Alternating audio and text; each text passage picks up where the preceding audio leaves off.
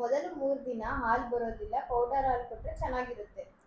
ಮೊದಲು 3 ದಿನ ಬರೋ ಹಾಲನ್ನ ಕೊಲೆಸ್ಟ್ರಾಮ್ ಅಂತ ಅಂತೀವಿ. ಅದು ತುಂಬ ಶಕ್ತಿ ಇರುತ್ತೆ ಪಾಪುಗೆ ಎಷ್ಟು ಸಾಕಬೇಕು ಅಷ್ಟು ಬರುತ್ತೆ. ತಾಯಿ ಹಾಲು ಕುಡಿಸೋ ಮೊದಲು ಮಗುವಿಗೆ ಜೇನುತುಪ್ಪ ಹಾಗೂ ಸಕ್ಕರೆ ನೀರು ಕುಡಿಸಬೇಕು.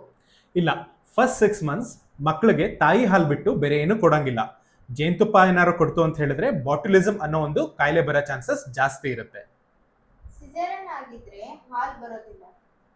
ಆ ಥರ ಏನೂ ಇಲ್ಲ. ಸಿಸೇರಿಯನ್ ಆದಮೇಲೆ ಕೂಡ ಹಾಲು ಚೆನ್ನಾಗಿ ಬರುತ್ತೆ.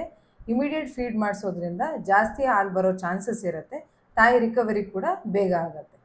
ಹಾಲು ಬರೋದಕ್ಕೆ ಮಾತ್ರೆ ಅಥವಾ ಹೆಚ್ಚು ಸಪ್ಲಿಮೆಂಟೇಷನ್ಗಳು ತಗೋಬೇಕು. ಇಲ್ಲ, ಇಲ್ಲಿ ಹಾಲು ಜಾಸ್ತಿ ಬರಬೇಕು ಅಂತ ಹೇಳಿದ್ರೆ ತಾಯಿ ನ್ಯೂಟ್ರಿಷನ್ ಚೆನ್ನಾಗಿರಬೇಕು ಹಾಗೂ ತಾಯಿ ಚೆನ್ನಾಗಿ ನೀರು ಕುಡಿಬೇಕು. ಮೋಸ್ಟ್ ಇಂಪಾರ್ಟೆಂಟ್ಲಿ ತಾಯಿ ರೆಸ್ಟ್ ತಗೊಬೇಕು ಹಾಗೂ ತಾಯಿ ಯಾವಾಗಲೂ ಖುಷಿಯಿಂದ ಇರಬೇಕು. ಆಗ ಹಾಲು ಚೆನ್ನಾಗಿ ಬರುತ್ತೆ. 6 ತಿಂಗಳಾದ್ಮೇಲೆ ತಾಯಿ ಹಾಲು ಬೇಕಾಗಿಲ್ಲ.